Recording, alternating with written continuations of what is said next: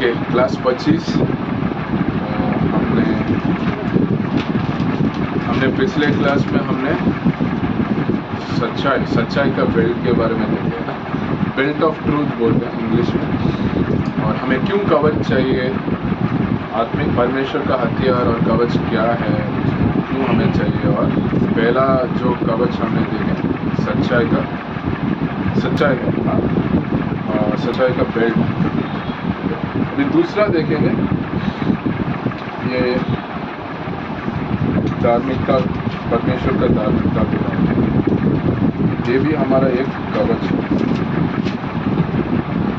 तो एफिसियों 6:14 वापस पढ़ेंगे।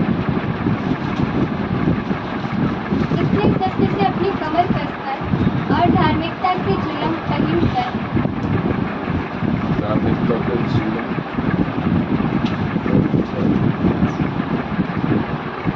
ठीक है, ये दूसरा चिलम।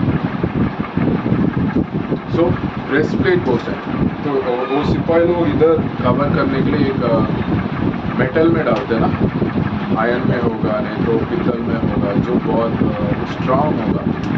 क्या होगा जब वो तीर भेजते हैं, तलवार मारते हैं, तो उनका शरीर में चोट नहीं पहुंचेगा। ये मेटल ले लेगा ताकि वो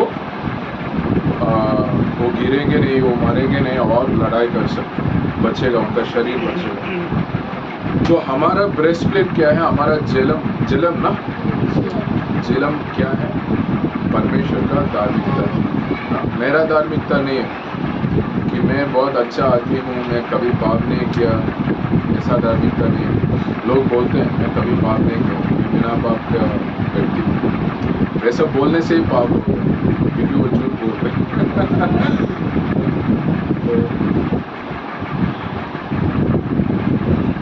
तो ये जेलम किसको कवर करता है, हमने जो बेल्ट क्या क्या ऑर्गन्स को कवर करता है,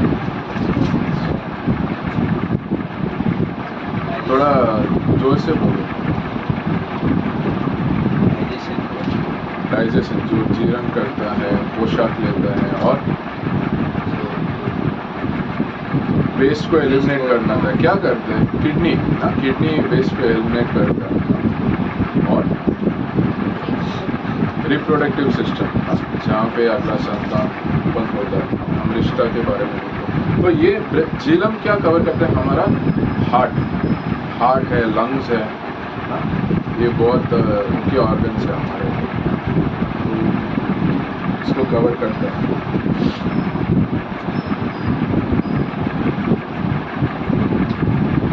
तो ये भी उद्धार के बारे में बात करते हैं, क्योंकि ये उद्धार और परमेश्वर का धार्मिकता दोनों का रिश्ता है, रिलेशन है।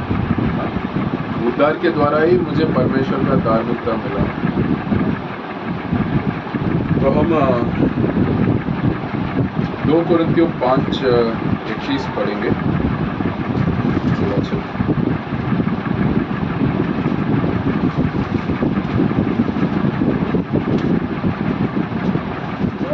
से अज्ञात था, उसी को उसने हमारे लिए पाप ठहराया कि हम उसमें होकर परमेश्वर की धार्मिकता बने। तो यीशु मसीह है वो जो पाप को पता नहीं था, पहचान नहीं था, वो कभी किया नहीं, और उनके ऊपर हमारा सब पाप रखा गया ताकि हम उनका धार्मिकता बन सकते। हाँ, एक और वचन पढ़ेंगे, रोमियो 4:5।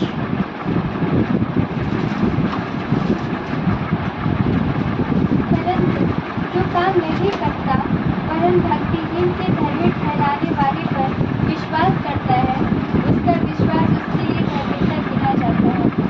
तो विश्वास के द्वारा मैं धार्मिक हूँ। तो हमने अब्राहम के बारे में उत्पत्ति 15:16 में लिखा था। अब्राहम विश्वास किया और परमेश्वर का धार्मिकता उसके द्वारा दिया गया। और इसमें भी रोमियो का 4:2 में लिखा है, पढ़ लो 4:2। क्योंकि यदि अब्राहम कामों से धर्मी ठहराया जाता तो उसे घमंड करने की जगह होती, परंतु परमेश्वर के निकट नहीं। और अगला पवित्र शास्त्र क्या कहता है, यह कि अब्राहम ने परमेश्वर पर विश्वास किया और यह उसके लिए धार्मिकता गिना गया। तो अगर मेरा ये संसार क्या सोचता है, मैं अच्छा कर्म करना है, लोगों के पास अच्छा रहना है, किसी को चोट नहीं पहुंचना है, किसी को बुरा नहीं करना है, वो क्या है, खुद का धार्मिकता है, घमंड आएगा उससे। और क्या शैतान को गिराया, घमंड गिराया। कार्य घमंड लेके आएगा और कार्य हमें हमारा उद्धार नहीं कर पाएगा, हमें धार्मिक नहीं कर पाएगा। विश्वास हमें उद्धार देता है और हमें धार्मिक देता है। एक सिद्धांत है, ये बोलते हैं इम्प्यूटेशन। ये लिखा है ना, इम्प्यूटेशन, 2 कुरिन्थियों 5:21 और रोमियो 4:5 का हमने देखा। तो ये मसीह है क्रूस पर, तो ये मैं हूँ। तो क्या हुआ, मेरा पाप मसीह के ऊपर डाला गया और मसीह का धार्मिकता मेरे ऊपर डाला गया। ऐसा सोचो कि मेरे पास 5 लाख लोन है, 5 करोड़ लोन है, ये उदाहरण के लिए, क्योंकि हमें लोन इतना बड़ा दिखाना है ना, जो हम फुलफिल नहीं कर पाए, वापस नहीं दे सकते। तो 5 करोड़ लोन है जो मैं कभी चुका नहीं पाऊंगा।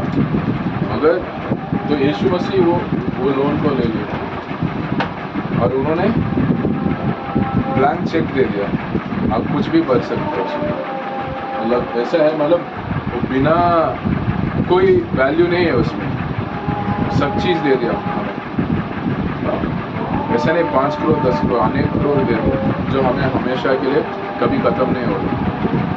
तो ये जो शब्द है इसमें लिखा है इम्प्यूटेशन। इम्प्यूटेड मतलब क्रेडिटेड। जैसे मैसेज आता है ना, आपका बैंक में आपका पगार 50,000 क्रेडिट हो गया, तो मैसेज देखेंगे आपको खुश लगेगा। तो आपका लोन पूरा हो गया, आपने पे कर दिया, ऐसा मैसेज आएगा, लोन क्लोज हो गया, आपको खुश लगेगा। वही कार्य इधर हुआ। मैं बहुत बड़ा कर्ज में था, मैं कभी चुका नहीं पाऊंगा, मगर यीशु मसीह उसको ले लिया, उसको कर्ज चुका लिया और उनका धार्मिकता मुझे दे दिया। इसका इम्प्यूटेशन बोलते हैं ये सिद्धांत को। तो ये 2 वचन हमने ऑलरेडी पढ़े। अब्राहम के साथ वही हुआ, मूसा, दाऊद, याकूब, और हम हर जन के साथ भी ये। हमारे ऊपर अभी कोई कर्ज नहीं है, शैतान कुछ भी हमारा विरुद्ध बोल नहीं सकता। तो बैंक से पूछते हैं ना कॉल करके, कब कर्ज चुकाने वाले, तो शैतान कोई आरोप नहीं लगा सकता। यीशु बोलेगा, देखो मैं कर्ज चुका दिया, मेरे पास रिसिप्ट है। तो परमेश्वर का धार्मिकता, उसका मतलब ये है कि मेरा जो पहले पाप किया है, अभी पाप कर रहा हूँ, और जो जब तक मैं जीऊँगा जो पाप करने वाला हूँ, सब इधर चला गया। तो कुछ लोग ये करते हैं ना कि वो गंगा में जाके डूबते हैं। वो क्या सोचते हैं, डूब के मैं बाहर आके कुछ गलत शब्द बोल दिया, मैं वापस आके डूब गया, उस समय तक जो पाप किया है वो सब चला गया। तो और लोग बोलते हैं, अभी मैं डूब के मैं आ गया, अभी अगले साल मैं पता नहीं आ पाऊँगा नहीं आ पाऊँगा, और वो बीच में साल जितना पाप किया तो क्या होगा, कैसे वो जाएगा। तो यीशु परमेश्वर को मालूम है, वो सब पता है उनको ना। हमें ये मालूम है, हम जब मसीह के अंदर आ गए, हमारा हृदय को वो उनके जैसे बनाएंगे जितना हम जगह दे रहे हैं, और हमारा पाप कम होते जाएगा। पाप रहेगा क्योंकि हमारा अंदर पाप का स्वभाव है, मगर हम पाप कम करेंगे। और हम जब पाप करते हैं, हम पहले जैसे मतलब पहले फ़र्क नहीं पड़ता है, अभी मुझे अच्छा नहीं लगेगा क्योंकि पवित्र आत्मा कार्य कर रहा है, दिखा रहा है, ये परमेश्वर को प्रसन्न नहीं करेगा। वैसे मेरा पाप कम होता जाएगा, मगर मैं पाप कर रहा हूँ, तो उसका भी यीशु मसीह ने क्रूस पे ले लिया। मैं चिंता करने का ज़रूरत नहीं, मगर मुझे माफ़ी पूछना है। मैं परमेश्वर से प्रार्थना करके मैं माफ़ी पूछ सकता हूँ जब भी मैं पाप करता हूँ, और वो मुझे माफ़ी करेगा। ठीक है, तो ये समझना है कि ये उसका मतलब कि मेरे सारे पाप पहले जो किया, अभी आज में जो किया और आगे जो करने वाला जब तक मैं जीऊँ, वो सब यीशु मसीह ने ले लिया। और उनका धार्मिकता, हमने एक वचन में पढ़े ना, धार्मिकता का कपड़ा, रोब ऑफ राइचियसनेस, कुछ ओढ़ने के लिए कुछ हमने एक वचन था ना, वो आपको ओढ़ेगा ऐसा टाइप। तो धार्मिकता हमें दे दिया पूरा। और जब अभी परमेश्वर हमें देखता है, हमें नहीं देखता, मतलब हमें नहीं देखता, मतलब हमारा पुराना जीवन को नहीं देखता, कि यीशु मसीह का धार्मिकता हमें, मतलब हम अभी शुद्ध हैं, परमेश्वर का आंखों में हम शुद्ध हैं, हमारा ऊपर कोई भी अंधकार नहीं है, कोई भी पाप नहीं दिखता, ये सब क्रूस में हो गया। जो विश्वास करता है, जो विश्वास करता है, जो विश्वास नहीं करता वो क्या बोल रहा है, मेरा पाप मैं नहीं दूंगा यीशु मसीह को क्रूस पे। वो खुद ऐसा डिसीजन ले लिया, यीशु मसीह मरा है मेरे लिए, मैं, और मुझे यीशु मसीह नहीं चाहिए, मैंने ग्रहण नहीं कर रहा हूँ यीशु मसीह जो क्रूस में कार्य किया। तो वो क्या बोल रहा है, मैं खुद ले लूँगा।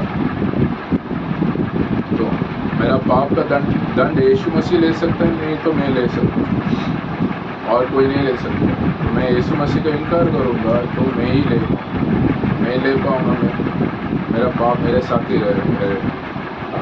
तो मेरा पाप, मेरा अशुद्धता दिखेगा परमेश्वर को, मेरा धार्मिकता नहीं दिखेगा जब मैं विश्वास नहीं करता।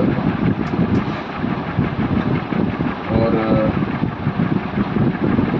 ये रोमियो का 8:33 वो पढ़ेंगे। परमेश्वर के चुने हुए पर दोष कौन लगाएगा? परमेश्वर ही है जो उनको धार्मिक ठहराने वाला है। तो कोई शैतान, कोई दुष्टात्मा, कोई भी दोष नहीं लगा सकता, क्योंकि वो दोष डालने के लिए जाता है ना, कि हमने अय्यूब ना, जो जोब का देखे ना, अय्यूब का विरुद्ध वो आरोप लगाया ना, उसका आशीष को निकालो, उसका जो प्रोटेक्ट कर रहे हो वो सब निकालो, आपके विरुद्ध वो श्राप देगा, आपका मुंह के ऊपर श्राप देगा, आपका नाम के ऊपर श्राप देगा।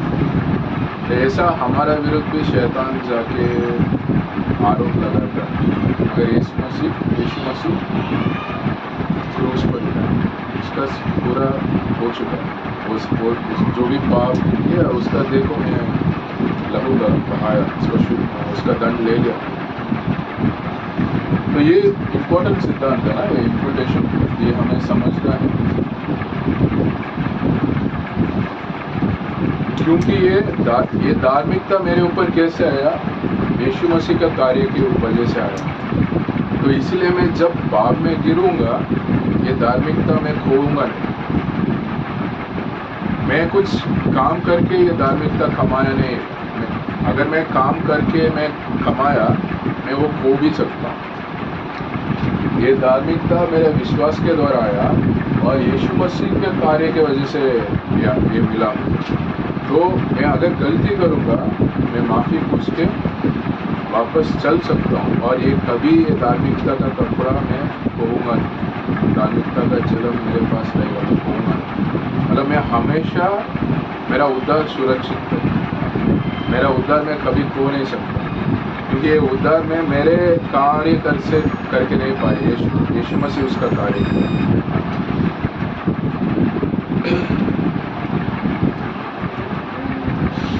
और ये धार्मिकता और अधिकार का संबंध है, धार्मिकता और अधिकार, धार्मिकता और सच्चाई का भी संबंध है। बिना सच्चाई का मेरा अधिकार नहीं होगा, बिना धार्मिकता का मेरा अधिकार नहीं होगा। अगर मेरा मसीह जीवन में अधिकार नहीं है, अधिकार किसके ऊपर? शैतान के ऊपर, उसका तीर के ऊपर, उसका लालसा के ऊपर। इसका मतलब ये है मैं धार्मिकता को इस्तेमाल नहीं कर रहा, वो सोच में परमेश्वर में धार्मिक हूँ हमेशा। हाँ, परमेश्वर का सच्चाई मेरे साथ हमेशा है। मैं कमर कस के बांध के रखा हूँ यीशु मसीह को, सच्चाई को। हाँ, उसमें स्थिर नहीं हूँ। तो इसलिए मेरे पास अधिकार कम है, अधिकार में कमज़ोर हूँ, मैं पाप में गिर रहा हूँ, लालसा में गिर रहा हूँ। तो जब ये हम समझेंगे कि परमेश्वर का धार्मिकता मेरे पास है, हमेशा रहेगा, मेरे पास अधिकार है। जब शैतान जब लेके आएगा मेरे अंदर सोच, कुछ आरोप लगाएगा, तुम क्या यीशु मसीह के लिए तुम क्या सेवा करा, तुम कल तो ये गलत किया था, ये पाप किया, ऐसा शब्द बोला, ऐसा किसी के साथ लड़ाई किया, आज आके तुम आराधना कर रहे हो कलीसिया। मैं बोल सकता हाँ मैं गलत किया, मगर यीशु मसीह उसका दंड ले चुका। हाँ, कि मैं कोई मैं यीशु मसीह से माफ़ी मांग चुका हूँ। तो मेरे अंदर शर्म का, ग्लानि का कोई ज़रूरत नहीं है कि मैं माफ़ी मांग चुका यीशु मसीह से। मेरा यीशु मसीह के साथ रिश्ता सही है और मेरा पाप का दंड यीशु मसीह ले चुका है। मैं कोई भी इशू नहीं, कोई भी समस्या नहीं। क्योंकि जैसे शैतान आरोप लेके जाता है परमेश्वर के पास, मेरा मन में भी आरोप डालता है, वो ग्लानि लेके आने के लिए। देखो तुम इतना दारू पी रहे, इतना गलती कर रहे, तुम परमेश्वर तुम्हें प्रेम नहीं करेगा, परमेश्वर तुमसे तुम्हारा साथ सही रिश्ता नहीं रख पाएगा क्योंकि तुम अशुद्ध हैं, तुम ऐसा गलती किए हैं। कुछ पिछले वाला चीज़, पास्ट वाला चीज़ लेके आएगा, कुछ मैं गलती किया उसको लेके आएगा। अगर मैं क्या बोल सकता हूँ, मेरे सारे पाप यीशु मसीह ने क्रूस पे उसका दंड ले लिया और मेरे ऊपर परमेश्वर का धार्मिकता है। तो मैं परमेश्वर मुझे पूरा शुद्ध कर लिया। तो जो भी मैंने किया उसका कोई असर नहीं है, फर्क नहीं। यीशु मसीह ने उसको दंड चुका लिया। तो मैं तो परमेश्वर का सेवा कर सकता हूँ, मुझे परमेश्वर के ऊपर अधिकार। ठीक है, अभी तीसरा कवच देखेंगे। ये वचन पढ़ेंगे पहले 15 इफिसियों का 6:15।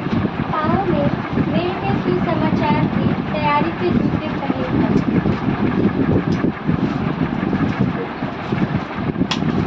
उसको वापस हम आराम से स्लोली पढ़ेंगे।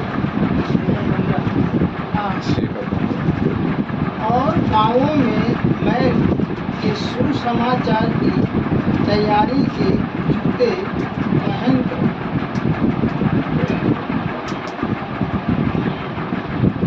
पाँव में मेल के सुसमाचार को तैयारी के जूते पहनकर। मेल, ये मेल का सुसमाचार क्यों लिखा है?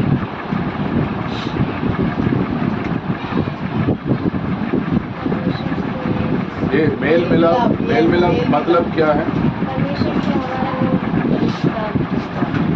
हाँ, परमेश्वर का और हमारा जो रिश्ता मेल मिलाप मतलब एक्चुअली इंग्लिश में रिकंसिलेशन बोलते हैं। अगर दो लोग के बीच में रिश्ता कुछ खराब हो गया बट वापस बात करके उसको रिश्ता ठीक किया, हाँ, तो उसको मेल मिलाप बोलते हैं, रिकंसिलेशन। तो हमें मालूम है पहले हम यीशु मसीह को जानने से पहले हम मसीह के विरुद्ध एक वचन बोलता है कि we are enemies of God, परमेश्वर का दुश्मन थे हम। और यशायाह 1 में ऐसा बोल रहा है कि हमें ऊपर से नीचे पूरा शब्द क्या है कि पूरा ऐसा बोल सकता अशुद्ध है और कोई भी ठीक नहीं था कि परमेश्वर का जैसे हमने बनाया के हिसाब से, और हम परमेश्वर के विरुद्ध में थे। मगर अभी मेल मिलाप हुआ और ये सुसमाचार के द्वारा परमेश्वर का जो कार्य किया है वही सुसमाचार है। तो सुसमाचार में जैसे अभी एक ये देखेंगे 1 कुरिन्थियों 15 में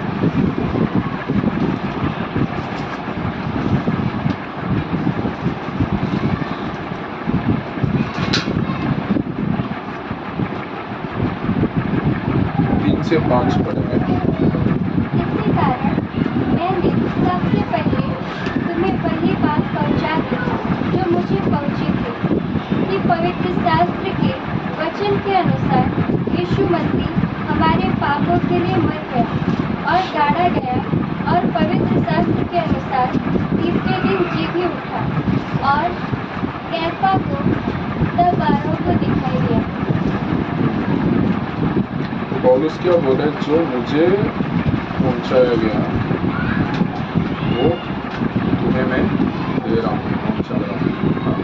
मतलब वो उसका मन का बात नहीं बोल रहे, वो परमेश्वर से लेके बोल रहे कि मतलब ये उसका सोच नहीं है, उसका सिद्धांत नहीं है, मसीह से लिया और हमें दे रहा है। तो हम भी जब वचन सिखाते हैं, प्रचार करते हैं ना, हमारा सोच नहीं देते, मेरा सोच नहीं देते, मैं वचन का चीज़ बता रहा हूँ कि उसका मतलब क्या है, मैं मसीह से ले रहा हूँ, वही दे रहा हूँ। मेरा सोच को नहीं मिलावट करना। एप्लीकेशन दे सकते हैं, बट कभी कभी ये रॉन्ग डॉक्ट्रिन कैसे उत्पन्न होता है, मेरा सोच अगर मिलाऊंगा, एक वचन को लेके उसको बड़ा चढ़ा कर दिखाऊंगा और मेरा सोच मिला के एक गलत इंटरप्रिटेशन, गलत समझ लेके आऊँगा, वो इसके द्वारा रॉन्ग डॉक्ट्रिन, गलत सिद्धांत आता है।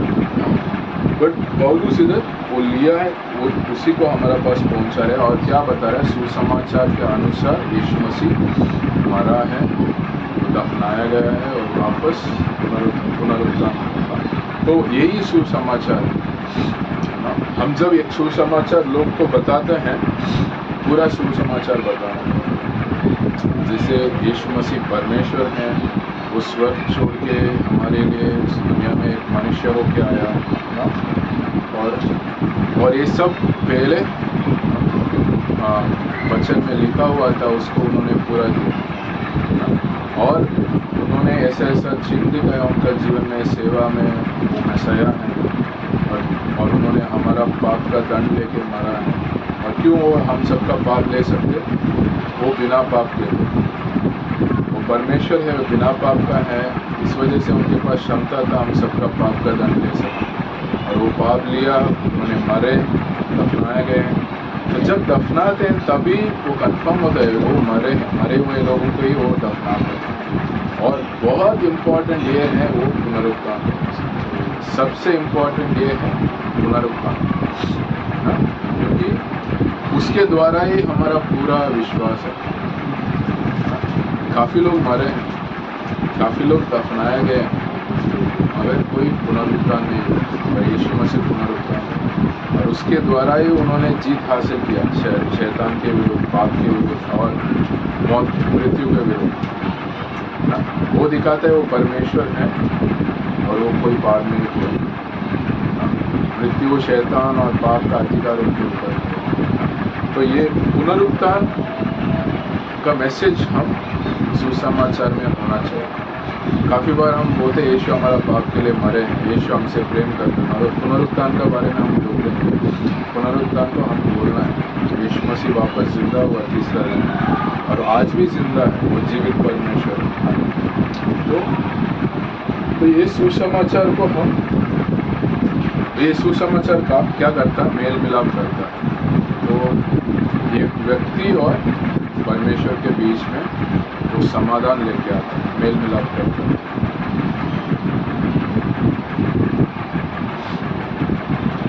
तो ये जो रोमियो सिपाही हैं, रोमियो सिपाही लोग कि जब युद्ध में जाते हो शू पहन के जाते हैं, उस समय का शू थोड़ा अलग होगा, बहुत वजन वाला, बहुत थिक, उनके अंदर मेटल भी होता है। आजकल भी जैसे फैक्ट्री में वगैरह काम करते हैं ना, उनका मेटल शू होता है। कोई मैकेनिकल वगैरह पढ़ते हो, सिविल वगैरह पढ़ते हो, आपको पता है कि मेटल डाल के शू इस्तेमाल करते हैं। कोई भी वजन वाला चीज़ आपका पैर पे आएगा, वो मेटल आपको प्रोटेक्ट करेगा। तो ये सिपाही लोग अलग अलग जगह पे जाने के लिए उनको शू पहनेंगे तो तब जा सकते हैं। आप अगर बहुत चलाओगे बिना शू का, बिना चप्पल का, आपका पैर को तभी पता चलेगा क्या असर है।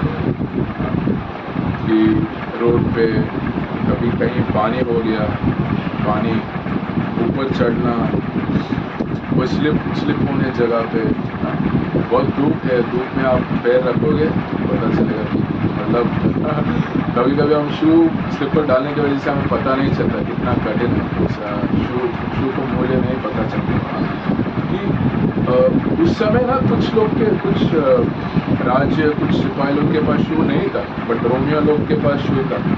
और वो एक कारण भी बना कि काफ़ी जगह पे वो लोग जाके जीत हासिल करते थे।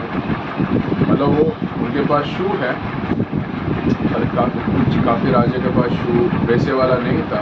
शू होने के वजह से वो तुरंत एक जगह पे जा सकते थे, कठिन जगह को भी वो पार करके जा सकते हो शू के इस्तेमाल करके। उस वजह से उन्होंने काफ़ी राज्यों को जल्दी वो जाके अपना काबू कर लिया। उसमें शू भी एक कारण था, उनका हथियार है, उनका बुद्धि वाला स्ट्रैटेजी है, ये सबके साथ शू, उनके पास अच्छा शू था, वो भी एक कारण था वो जाके कोई जगह पे कंट्रोल जल्दी लेने के लिए। तो वो क्या करता है, हमारा पैर को सुरक्षित रखता है। शू हमारा पैर को सुरक्षित रखता है और पैर बहुत मुख्य है हमारा शरीर में। हमारा शरीर में काफ़ी लोग क्या देखते हैं, हमारा चेहरा देखते हैं,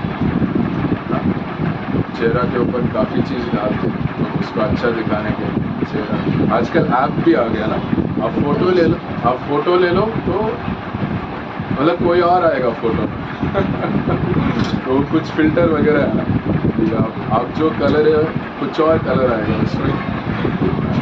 तो ऐसा क्या है, वो डिसेप्शन, वो शैतान जो चाल यूज़ करेगा वही वो ऐप करेगा, सच्चाई को नहीं दिखाएगा, झूठ को दिखाएगा।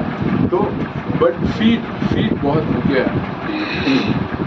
हम अभी एक जगह पे जाके सुसमाचार बांटना है, हम मानपुर पे है तो वाशी में जाना है, आपको पैर चाहिए जाने के लिए। अगर पैर नहीं है, हम एक जगह पे जा नहीं पाऊंगा सुसमाचार बताने के लिए। और ये पैर को सुरक्षित क्या रख रहा है, मेरा शू। और रोमियो का 5, 1 और 2 पढ़ेंगे।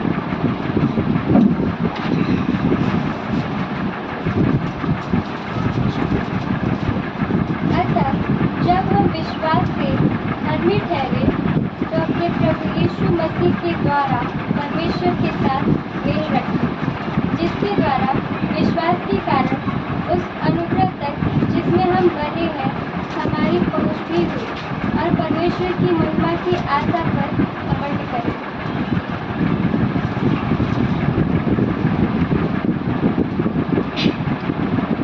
मेरा मेल मिलाप मेरा यीशु मसीह के साथ, यीशु मसीह के ऊपर विश्वास के द्वारा मेल मिलाप हुआ है और हमारा पास समाधान है और एक प्रवेश है, एक्सेस मिलता है। अगला वचन में एक्सेस के बारे में बताया।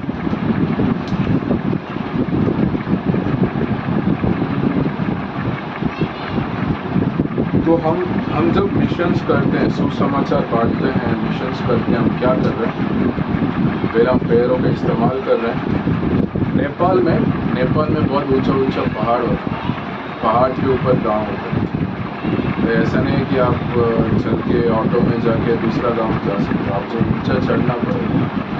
तो आपको पैर अच्छा होना चाहिए और आप सही चीज़ पहनना चाहिए ताकि आप ऊंचा जा सकते हो और आपको ज़्यादा टायर्ड नहीं लग रहा आपका पैर। तो पहले पहाड़ में जाना है, फिर उतरना है, दूसरा पहाड़ में जाना है, दूसरा गांव, फिर तीसरा पहाड़, ऐसा जाना है।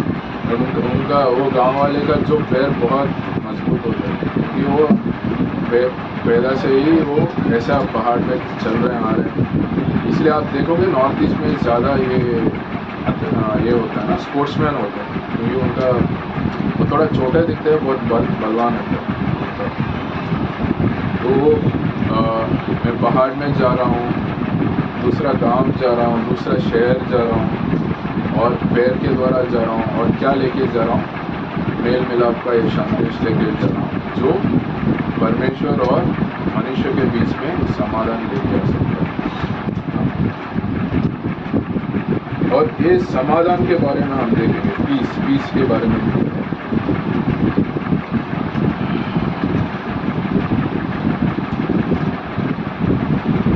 तो हमारा और परमेश्वर के बीच में मेल मिलाप हो गया है और हमारा ये समाधान है। जैसे रोमियो 5:1 में हमने देखा, मेरे अंदर समाधान है, तो मैं घबराने का ज़रूरत नहीं है, मैं चिंता होने का ज़रूरत नहीं है, कोई डरने का ज़रूरत नहीं है। मेरे अंदर समाधान है क्योंकि यीशु है, परमेश्वर है। कि तो हम लड़ाई कर रहे हैं, तो मिशंस एक लड़ाई है, आउटरीच एक लड़ाई है। तो जब एक टीम आउटरीच के लिए जाएगा, सोचो 5 जन जा रहे हैं एक स्ट्रीट में, नहीं तो कुछ किसी को दरवाज़ा खटखटा रहे हैं सुसमाचार बताने के लिए, और ये दुष्ट आत्मा उसके आसपास हैं इसको रुकाने के लिए। किसी का मन में गुस्सा लेके आएगा, किसी का हमारा विरुद्ध बात करने के लिए लेके आएगा, ताकि हम सुसमाचार ना बताएं, ताकि नया लोगों को यीशु मसीह के बारे में पहचान नहीं हो, रुकावट देने के लिए। मगर हमारा पास परमेश्वर स्वर्गदूत भी दिया जो हमें संभालेगा, सुरक्षित रखेगा, हमें सामर्थ देगा। तो और हमारा अंदर, क्योंकि ये समाधान है, मुझे पता है मेरे साथ परमेश्वर है, परमेश्वर मुझे स्वर्गदूत दिया है मेरे संभालने के लिए, मेरे पास सच्चाई है, मैं गलत काम नहीं कर रहा हूँ, तो दुष्ट आत्मा के मेरे ऊपर सामर्थ नहीं है, मैं विरोध कर सकता हूँ। और मैं एक ऐसा कार्य कर रहा हूँ जो लोगों को परमेश्वर के साथ मेल मिलाप करने वाले हैं। ये सब समझ के मेरे पास और मुझे परमेश्वर प्रेम कर रहे हैं, मुझे अनंत का जीवन है। अगर मेरे विरुद्ध कोई कुछ कार्य करेगा, मैं आज मरूंगा, इस वजह से आज भी मैं स्वर्ग जा रहा हूँ, मैं कुछ हो नहीं रहा हूँ, ये सब क्या करेगा, मेरे अंदर समाधान देगा। और ये समाधान के साथ मैं लोगों को सुसमाचार बांट सकता हूँ, ये लड़ाई लड़ सकता हूँ। सच में किसी को आपको सुसमाचार बांटना है, किसी को यीशु के बारे में बताना है, किसी को प्रार्थना करना है, ये लड़ाई, क्योंकि उसमें परमेश्वर का कार्य होगा जो शैतान नहीं चाहता, जो दुष्ट आत्मा नहीं चाहता। एक आपका जीवन का है और आपका सेवकाई का भी है। तो मगर मैं जब लड़ रहा हूँ तो शैतान के विरुद्ध, मेरे अंदर समाधान होना चाहिए। अगर मेरे अंदर डर रहेगा, चिंता रहेगा, घबराहट रहेगा, मैं अच्छा सा लड़ाई नहीं कर सकता।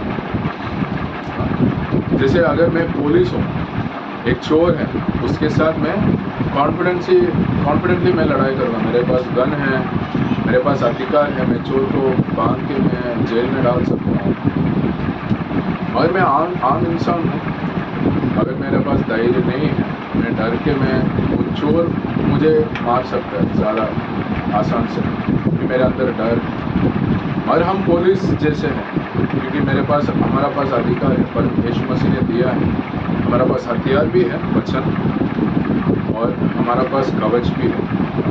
तो हम डरने का ज़रूरत नहीं, हमारा अंदर समाधान रह सकते हैं, और ये अनंत काल का समाधान है। तो मेरे अंदर समाधान है, उसके साथ में लड़ाई कर रहा हूँ।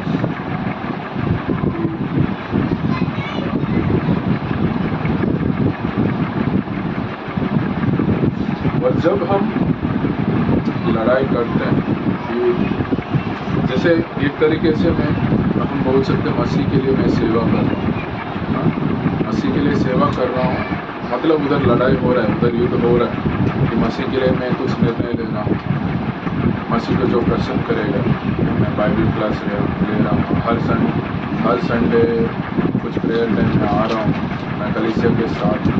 तो उधर लड़ाई लेके आएगा, उधर शैतान लड़ेगा, दुष्ट आत्मा लड़ेगा, कुछ रुकावट लेके आएगा।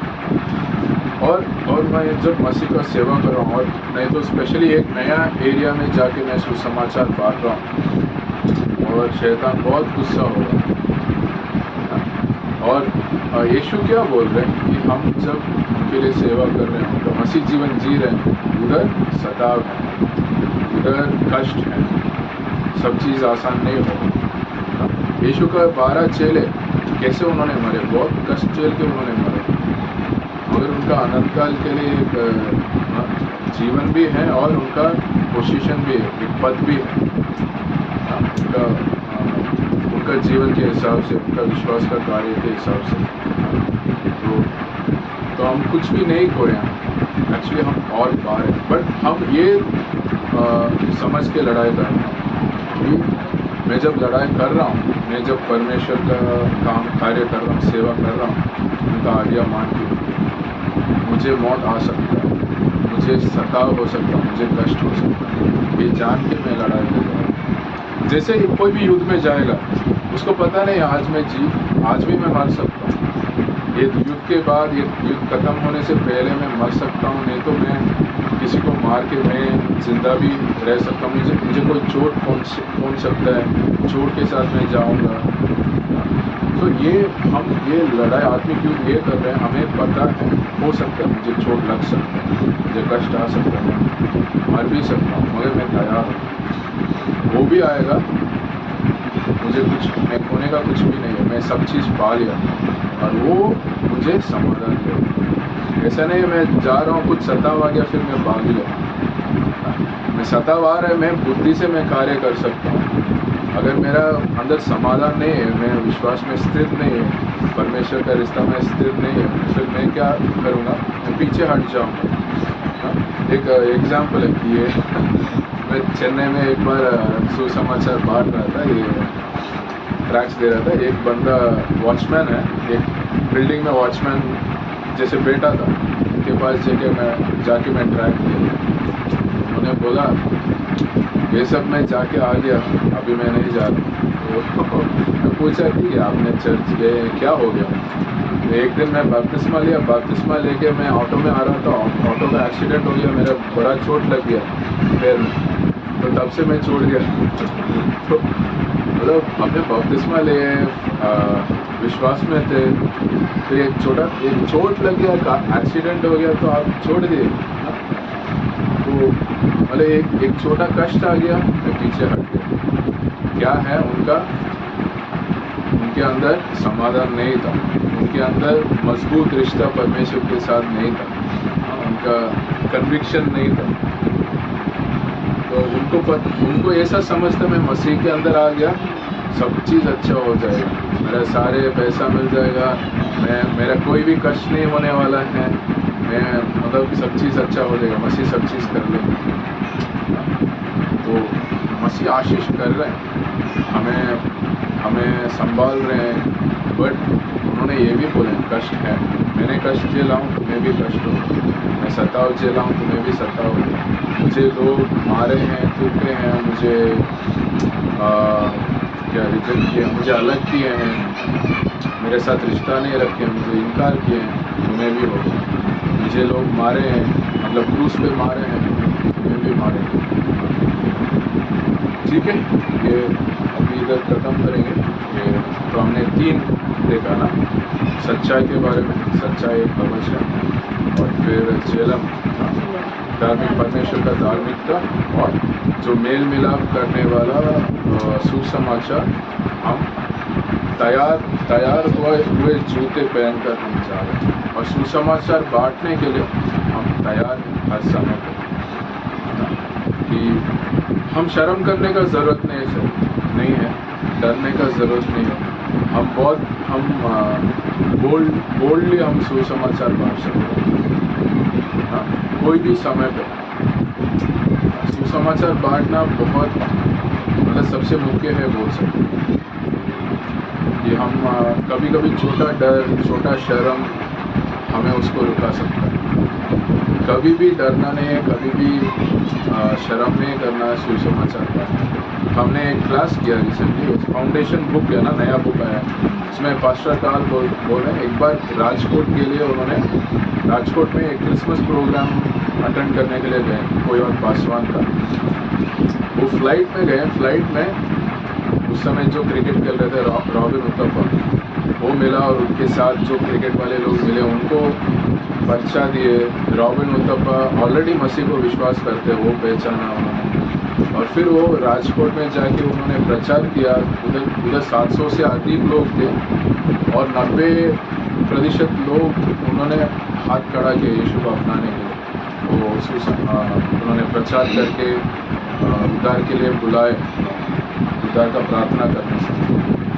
और उन्होंने जब वापस फ्लाइट में आया, रवि शास्त्री और सुनील गावस्कर वो फ्लाइट में थे, और भी कुछ क्रिकेट खेल, उनको साथ वचन बांटा। तो उन्होंने क्या बोल रहे हैं, हर समय पे आपका मौका है सुसमाचार बांटने का, आप वो मौका को खोइए मत। अरे आज मैं 5 लोग के साथ सुसमाचार बांट दिया, बस हो गया, आज का कोटा पूरा हो गया, ऐसा नहीं है ना। कितने भी लोग आपके पास मौका मिल रहे हैं, आप बांटिए। हमारा पास हमेशा ट्रैक्स रखना ज़रूरी है। ट्रैक्स आपका बुक बैग में कुछ हिंदी, कुछ मराठी, कुछ इंग्लिश ट्रैक्स रखो हमेशा, और बाइबल एक दो रखो, छोटा नया नियम का, तो वो लोगों को दे सकते हो।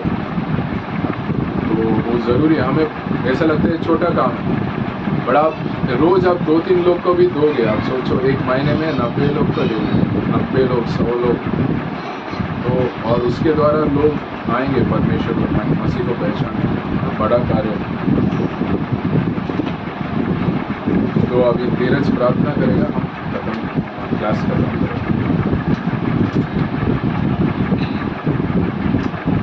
जोर से प्रार्थना करें।